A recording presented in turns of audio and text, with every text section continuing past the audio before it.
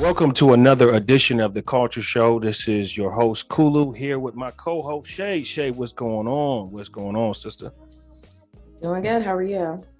I'm doing good, man. Good to be back for another week. We got a lot of things going on in the world. And we got to get to this topic that's been real touchy over the last few months, even 6-7 months since this Clubhouse app came out about diaspora wars. But before we get into that, why don't you tell us what's going on in the world right now?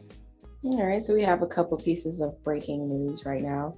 In New York, recreational marijuana has been made legal. At this point, businesses are trying to capitalize off of that legalization. So we'll be keeping an eye on that. We also have severe flooding in Manhattan and Jersey, some reported deaths in New Jersey, none that I'm aware of yet in Manhattan, but we'll be keeping an eye on that as well. So, it's a lot of things happening in the world right now, Chey. You know, the fires in California continue, the flood, the earthquakes in Haiti. Everywhere is just getting hit right now. It's crazy. Definitely. Yeah. I know this earthquake for Haiti has been really bad because they just came off of a extremely bad earthquake. What was it, a couple years ago? Right. So they came at a really bad time. Now, Chey, to our main topic of discussion here, we've had these conversations with myself and you on and on about the diaspora wars and how idiotic it is to the unification of the diaspora around the world. How we talked about the Sha'Carri Richardson thing last week. And we also noticed when it was happening on Clubhouse, in the beginning, early stages of Clubhouse, where you had these people from the African continent, you had people from the Americas, you had people from Jamaica, the islands, all voicing their opinion on their distaste with unifying with other Blacks around the world. What is your thoughts on why this is happening within the diaspora, where an app like Clubhouse, where people can come together and actually get to know each other, actually get to build? We were finding that it was a lot more us versus you, African Americans versus Africans, or Nigerians versus African Americans, or now it's Jamaicans versus African Americans. What do you think this is all stemming from? Well, the ideology behind separatism stems back from slavery, where you don't want unification because unification leads to the demolition of slavery, right? Right. So if you're going to pit someone against each other, you need to create that narrative where no one can see themselves in other people who are similar, right? So, for example, I've been told a few times where African born people have come here, and in the immigration process, they're told not to get mixed up with the African Americans here. Yeah. Right. Yeah. And then you have the African Americans here where they're like, well, I'm not African, I'm American. And, they don't want to be associated with that because to some extent, it's kind of been ingrained in our mind as shame, like out of this entire planet and all the different races, we were the only ones that really got the brunt of the stick. Mm-hmm. And even in Africa, with the apartheid lasting into the late 80s, that was only 30 some odd years ago. Right. So just the shame, I really think that it has to do with the shame and the ingraining in the mind passed down through generations that, oh, you're not African, you're African American. That form of separation has just been a norm. Yeah. I think, we spoke about this before, how the part the media plays into this, right? Mm-hmm. If you're on the African continent now, what are you being fed about African Americans? You're being fed slavery. You're being fed hip hop. You're being fed the Cardi B's of the world. You're being fed street life, gangsters, thugs. This is what you're being fed about African Americans, right? for those on the African continent due to the media. Right. And then let's look at the flip side of that. What are African Americans being fed by the media about Africa? The jungle, National Geographic, tribal people, poverty, these disease, famine. These are the things that we on this side of the world, on the Western side of the world, are being shown about the Africans on the African continent. So we're being fed two different things about each other. Exactly. And when we do get together in this melting pot we call the United States of America, we find that we're a lot more different than we are similar. And some of that is got to do with the traditions that were taken away from African Americans that they no longer have due to that separation from the African continent, having to get used to their master's tongues, having to take on their master's names. Things like this kind of separated many of us from the African continent. But I really feel like it's not to blame one another. I think at this point, we have to bridge that gap. You know, Africans, we have to understand that our African American brothers and sisters, it ain't their fault why they have been disconnected from Africa. And on the flip side of that, African Americans, let's not look at the Africans who come into this country as people who are stealing opportunities from us, because I've heard that a lot too. We did hear that a lot of people saying that immigrants are taking all types of jobs from African Americans. What are your thoughts on that statement on that? I really, really disdain that statement. And I disdain that statement because this country was built on the backs of immigrants, right? Mm-hmm. The African people that were brought here were not native, they were immigrants, right? Mm-hmm. And then you have the immigrants of all the other cultures and races that came over and contributed into the building up of the United States of America. So right. I really don't like the idea that they're coming over here and stealing jobs. A lot of the times, I found that the people who have come over here have really worked hard to get to where they are to be able to come over here, because it's such an expensive move, you know? And if you're coming from an impoverished area, you know, and you're going to what they call primary school and secondary school and then university, you know, that is not an easy accomplishment. So for them to be able to come over here and do that, and then to be able to send for their family to come over here and do that, you know, I think that we should be supportive of that. Right. And if you feel like somebody is taking your job, well, look at, you know, take a time to look at their backstory and see, well, you know what, maybe they deserved it. Right. Now, let me look at myself. How can I level up so I don't have to worry about my job, you know, replacing me? Well, what Chey, what it has to do when it comes to immigration, though, it got a lot to do with what that country has to offer your country, right? Nigeria, I mean, you can talk about cocoa, you can talk about oil, you can talk about all different things that the country Nigeria can offer the United States. Mm-hmm. Same thing with Afghanistan, Iraq, and Iran, all of those areas with those oil mines or whatever the case may be. Those countries offer the United States something in exchange for the United States taking some of their people to the United States. You see what I'm saying? Mm-hmm. That's the difference on why many people are able to come to the United States, because their country is offering these oil or cocoa in exchange for some of their people to be able to come and represent them in the United States. Mm-hmm. That's something that's not talked about or known. Immigrants are allowed to come to this country and flourish, so to speak, start businesses a lot easier than people who are actually lived, born, and raised here, who are Black African American. I would definitely say the opportunities are a lot harder for those who are African American, born on American soil. Absolutely. You know, we talk about systematic oppression all the time in terms of the African American born people. The fact that the systematic oppression has been something that we've been living with, you know, since we were brought here, basically. you know? So you go to a bank and let's say I want to sell my house, right? And let's say, for example, I live in a suburban area. My house in the area is probably worth $250,000, right? And that's just a general idea for where I am.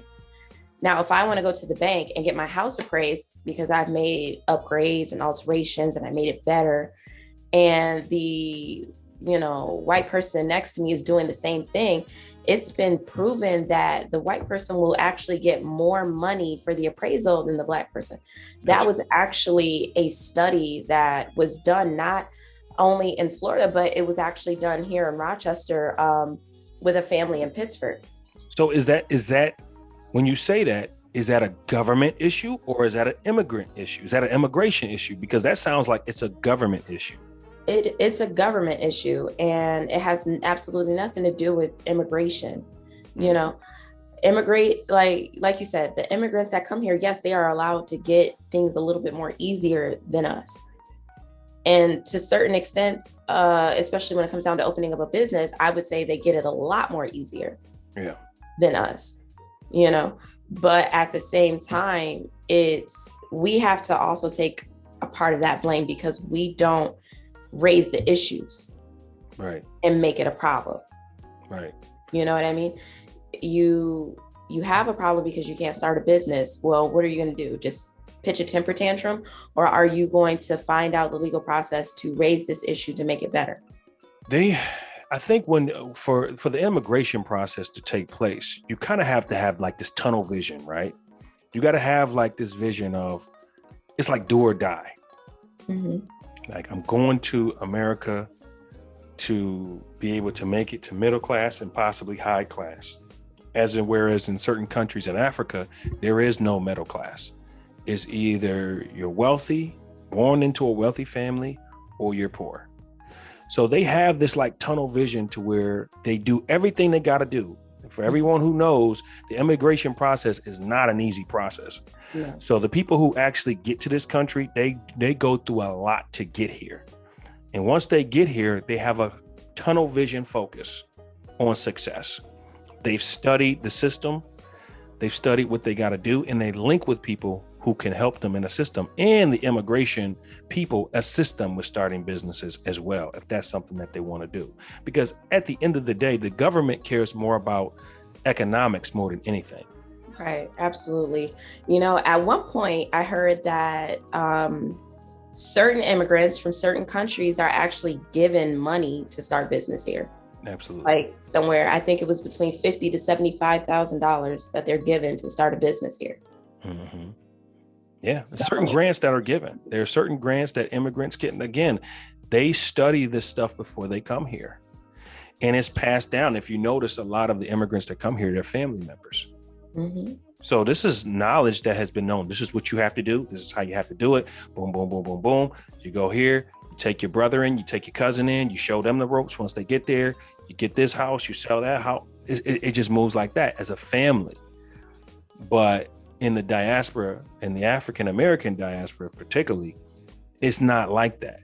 We're not passing down the things that we know. We have the crab in a barrel mentality where one climb to the top and leave everybody else on the bottom. I think that's the difference. I think it's the mentality, and it's also government. Definitely.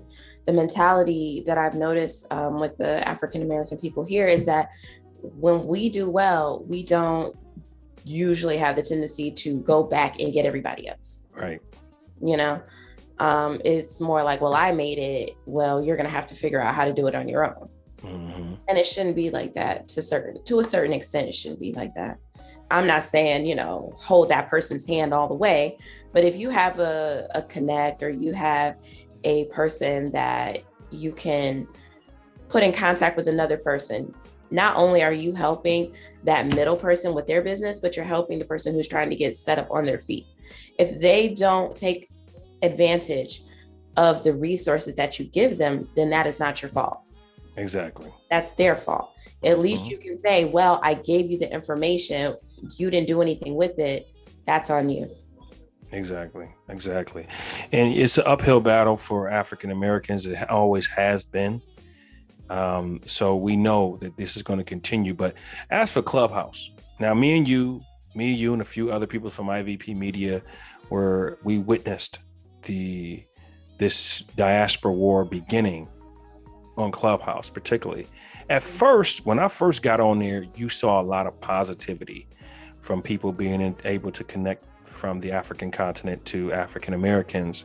Like, finally, we got a chance, like, to talk to brothers on the other side of the continent and actually see what's going on.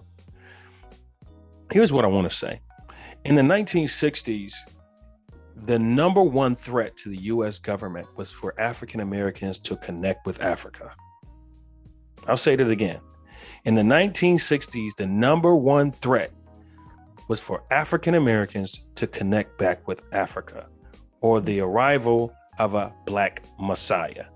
That was the number one no that cannot happen to African Americans. Could not happen. The government was so much afraid of that happening.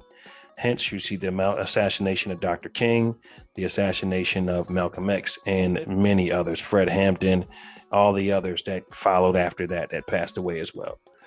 So that was that thing. So when we finally got on this Clubhouse app, we like, wow, this is finally the opportunity to see what's actually going on, start some businesses in Africa, start some businesses with Ghana, Nigerians. And then it started to get the conflict. Then the conflict started, however it started, I don't know what happened, but then you started hearing people making groups that ADOS movement. If you don't know what ADOS is I believe it stands for American Descendants of Slaves. It was a discrepancy between them and Nigerians.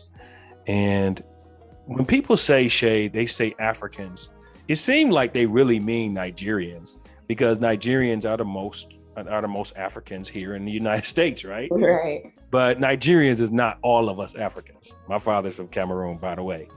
So but here in America, most of the interactions between African Americans and Africans are between African Americans and Nigerians. That all started through Clubhouse. What was your feelings when that stuff started happening? As you know, we spend so much time trying to unite the diaspora, and then we see people trying to tear it down. It was really disheartening on multiple levels, It's like, here we are, we have this platform that we can utilize where we can learn from each other, we can connect with each other, we can come up with ideas to uplift and, create a better relationship in society between us. And people are just using it to bash, like one is better than the other. Well, no one is better than the other. For the Nigerians saying that, African Americans are slaves and all this other kind of stuff. Well, technically, if you wanted to come back, you could be like, what I've seen in Clubhouse, somebody came back and was like, well, y'all just got through segregation 30 years ago. And I'm just like, it's true, but that's not the point. The point is, as a whole, if one of us is affected, then we're all affected. Us. Exactly. Okay. So yeah, we went through our slavery. We went through our Jim Crow stage with segregation. Yes, Africans went through the apartheid, and technically they were not considered citizens in their own continent, right? I can't say country because Africa is made up of hundreds of countries, but in their own continent, they were not considered as citizens. Right. So when something like that happens, we need to be able to empathize. And I don't want to say sympathize, because there's no sympathy needed. We need to be able to empathize with the other. Exactly. If you're coming from Africa, you need to empathize with those who are descendants of slaves. Absolutely. It's not like we don't need to separate, because at the end of the day, when we all seen George Floyd with that man's knee on his neck, around the world, Black people felt that pain. And this is no different. So when I think we have to have a conversation, because you absolutely have Africans that feel that they're not responsible for transatlantic slave trade, which every African isn't. There is royal family people who know who they are, and they're named. It's documented in Nigeria who these people were who sold many slaves. But we can't blame everybody. Right. Just like you can't blame all white people for slavery.